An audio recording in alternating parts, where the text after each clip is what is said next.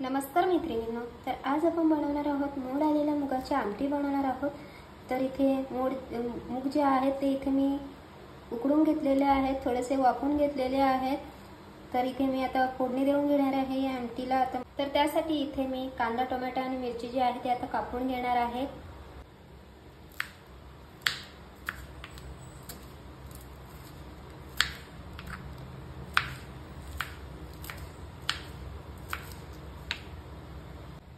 तर इथे कांदा सुद्धा आपण आता कापून घेणार आहोत।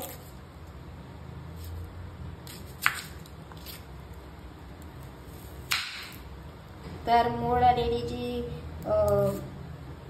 मुगाची जी भाजी असते, आमटी जी आहे ती खूपच पौष्टिक अशी असते।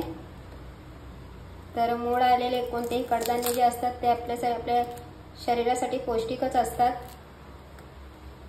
तर कोणतेही कडधान्य असेल तर त्याला 2 ते 3 दिवस जे आहे मोड येऊन द्यायचे आहेत आणि तेव्हाच त्याची भाजी किंवा आमटी बनवायची आहे। खूपच शरीराला आपल्या प्रोटीन भेटत असतं असे मोड आणले कडधान्यानंतर। तर इथे कांदा सुद्धा आपला कापून झालेला आहे। तर आता टोमॅटो आपण तर इथे टोमॅटो सुद्धा आता आपण कापून घेणार आहोत।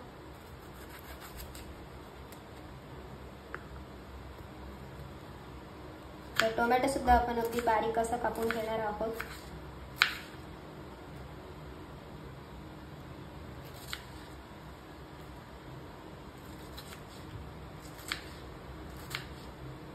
तर भातासोबत किंवा भाकरीसोबतही छान लागते हे मोड आलेल्या मुगाची आमटी।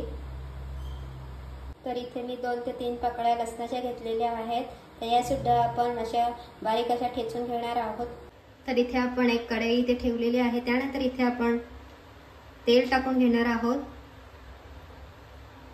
इथे तेल जे आहे चांगलं गरम झालेलं आहे, तर त्यामध्ये आपण आता मोहरी टाकून घेणार आहोत।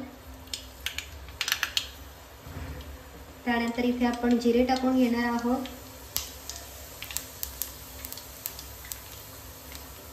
तर इथे जिरे सुद्धा चांगलं तडतडलं आहे, तर त्यामध्ये आपण आता हिंग टाकणार आहोत। त्यानंतर इथे लसणाच्या आपण 2 ते 3 ज्या पाकळ्या घेतलेल्या होत्या त्या सुद्धा यामध्ये आपण टाकून घेणार आहोत। त्यानंतर इथे आपण एक हिरवी मिरची चिरलेली होती ती सुद्धा यामध्ये टाकून घेणार आहोत। तर मिरची जी आहे ते तिखटपणा आमटीला यावा यासाठी आपण टाकलेले आहे। तर इथे मिरची आणि लसूण जे आहे चांगला असा फ्राय झालेला आहे। तर आपण यामध्ये आता कांदा टाकून घेणार आहोत। तरी कांदा जो आहे चांगला असा शिजून घ्यायचा आहे। कांदा अर्धवट शिजल्यानंतर आपण यामध्ये टोमॅटो टाकून घेणार आहोत। तर इथे कांदा जो आहे चांगला असा फ्राय झालेला आहे, त्यामध्ये आपण आता टोमॅटो टाकून घेणार आहोत आणि टोमॅटो सुद्धा चांगला असा तेलामध्ये परतवून घेणार आहोत। तर इथे लसूण जो आहे चांगला खरपूस असा फ्राय करून घ्यायचा आहे, जेणेकरून आमटीला जी आहे चांगली अशी टेस्ट येते आणि आमटीवर जे आहे चांगलं असं तेल जे आहे तेलाची कढी येते। तर इथे लसूण जे आहे कोणत्याही आमटीमध्ये, कडधान्याच्या आमटीमध्ये लसूण हे टाकायचं।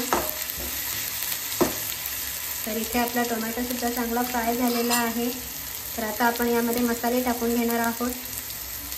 तर इथे सर्वात प्रथम आपण मीठ टाकून घेऊया। त्यानंतर यामध्ये आपला घरगुती जो आगरी मसाला आहे तो टाकून घेऊयात। त्यानंतर हळद टाकून घेऊयात। त्यानंतर गरम मसाला टाकून घेऊयात। धणे जिरे पावडर टाकूया आणि तरीसाठी आपण इथे काश्मीरी लाल मिरची पावडर टाकणार आहोत। तर हे मसाले जे आहेत ते सर्व तेलामध्ये चांगले असे मिक्स करून घ्यायचे आहेत, एकजीव करून घ्यायचे आहेत, चांगले शिजवून घ्यायचे आहेत। तर इथे आपण मूग जे आहेत थोडी अशी वाफवून घेतलेले आहेत, त्यामुळे आमटीला जास्त वेळ नाही लागत, अगदी झटपट अशी बनते आमटी। तर इथे मूग जे आहेत ते आपण आता यामध्ये मसाल्यांमध्ये टाकून घेणार आहोत, फोडणीवर टाकून घेणार आहोत। तर इथे मुगाचं जे पाणी आहे ते सुद्धा आपण यामध्ये टाकून घेणार आहोत। त्यानंतर चांगलं असं मिक्स करून घ्यायचं आहे। तर कोणतीही भाजी बनवताना जेवढं तुम्ही असं फोडणीमध्ये जेवढं असं मिक्स करत राहणार, एकजीव करत राहणार, तेवढी त्या पदार्थाची टेस्ट अजून वाढेल. तर पाणी टाकण्या अगोदर चांगलं असं मिक्स करून घ्यायचं आहे, परतत राहायचं आहे. अगदी 2 ते 3 मिनिटांसाठी असं परतत राहायचं आहे, जेणेकरून सर्व मसाले जे आहेत त्या पदार्थाच्या आत असे गेले पाहिजे. त्यांची चव जी आहे, मीठ मसाले जे आहेत तर पदार्थ खाताना आपल्याला समजली जावी यासाठी असं चांगलं परतत राहायचं आहे 2 ते 3 मिनिटांसाठी. अगदी तुम्ही चिकन, मटन, नॉनव्हेज जे पण काही असेल ते असं तेलामध्ये चांगलं मिक्स करून घ्यायचं आहे. मसाले सर्व असे लागले पाहिजे. तर इथे अगदी 2 ते 3 मिनिटांसाठी इथे परतून झालेलं आहे. तर इथे आपण आमटी बनवणार आहोत. तर इथे पाणी लगेचच न टाकता थोडं असं कमी गॅसवर ठेवून झाकण ठेवून घ्यायचं आहे. तर इथे झाकण न ठेवता इथे तुम्ही पाहू शकता तेल आपल्याला दिसत आहे. जे आपण भाजी बनवत आहोत त्या भाजीच्या वर तुम्हाला दिसत असेल थोडंफार तेल आलेलं. तर आपण 2 ते 3 मिनिटांसाठी झाकण ठेवून देऊयात. पाणी न टाकता असंच आपण झाकण ठेवून देणार आहोत, जेणेकरून मसाले जे आहेत ते चांगले असे त्या भाजीमध्ये मुरले पाहिजेत आणि पदार्थाची जी आपल्या आमटीची टेस्ट आहे ती अजून वाढली पाहिजे यासाठी. तर इथे 2 ते 3 मिनिटांनंतर तुम्ही पाहू शकता भाजीला अगदी तेल सुटलेलं आहे. तर इथे 2 ते 3 मिनिटे झाकण ठेवल्यानंतर इथे तुम्ही पाहू शकता मसाले जे आहेत ते भाजीमध्ये चांगले असे एकजीव झालेले आहेत. तर आता आपण या भाजीच्या वर झाकणावर पाणी ठेवून देणार आहोत. तर इथे आपले मूग जे आहेत ते अर्धवट असे शिजलेले आहेत, त्यामुळे मुगांना शिजायला जे आहे जास्त वेळ नाही लागणार. तर अगदी इथे अर्धा ग्लास इथे मी पाणी ठेवून दिलेलं आहे झाकणावर. तर पाणी जे आहे जोपर्यंत गरम होत नाही तोपर्यंत झाकण काढायचं नाही टोपावरून. इथे 2 ते 3 मिनिटांनंतर तुम्ही इथे पाहू शकता भाजी जी आहे चांगली अशी तेलामध्ये मुरली आहे. तर आता आपण हे गरम जे पाणी होतं वर, जे आपण ताटावर जे पाणी ठेवलेलं होतं प्लेटवर, ते आता आपण या भाजीमध्ये टाकून घेणार आहोत. तर आमटी जी आहे ती जास्त पातळी नाही झाली पाहिजे या हिशोबाने आपण इथे पाणी टाकून घेणार आहोत. तर इथे चांगलं असं मिक्स करून घ्यायचं आहे.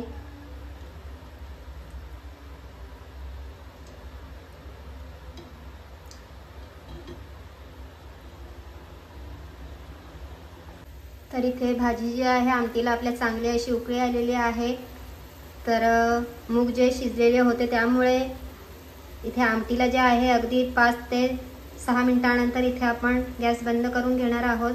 कारण मूग जे आहेत ते अर्धवट शिजलेले आहेत, तर त्यांना आता जास्त शिजवायची गरज नाही आहे. तर आता आपण 5 ते 6 मिनिटांनंतर चांगली अशी उकळी झाल्यानंतर आमटीला जी आहे चांगली अशी उकळी आल्यानंतर आपण गॅस जो आहे बंद करून घेणार आहोत.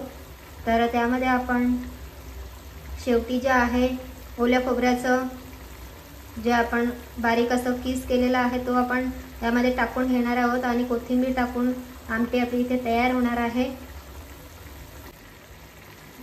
तर इथे तुम्ही पाहू शकता आमटीला जे आहे चांगली अशी उकळी आलेली आहे. तर यामध्ये आपण आता ओल्या खोबऱ्याचं जे आपण किस केलेलं आहे किसणीवर, तर आता आपण यामध्ये 1 चमच असं टाकून घेणार आहोत. तर इथे ओला खोबऱ्याचं जे आपण वाटण टाकतो त्याच्याने आमटीला जे आहे ती अजूनच चव येते आणि दिसायला सुद्धा अगदी सुंदर दिसते आणि बघता क्षणी तुम्ही खायला लागणार अशी ही आमटी आहे. अगदी मोड आलेली आपल्या शरीराला पौष्टिक अशी ही आमटी आहे. तर इथे तुम्ही आमटीचं जे टेक्स्चर जे आहे ते तुम्ही पाहू शकता. जास्त जाडही नाही झालेली आणि पातळही नाही, अगदी बरोबर अशी झालेली आहे चांगली अशी. तर आता यामध्ये आपण कोथिंबीर टाकून घेणार आहोत. तर इथे भाजी जी आहे ती आपली तयार झालेली आहे. तर वरून आपण आता कोथिंबीर टाकून देऊयात. तर तुम्ही सुद्धा अशा पद्धतीची आमटी एकदा नक्की बनवून बघा, खूप छान लागते. Bye bye.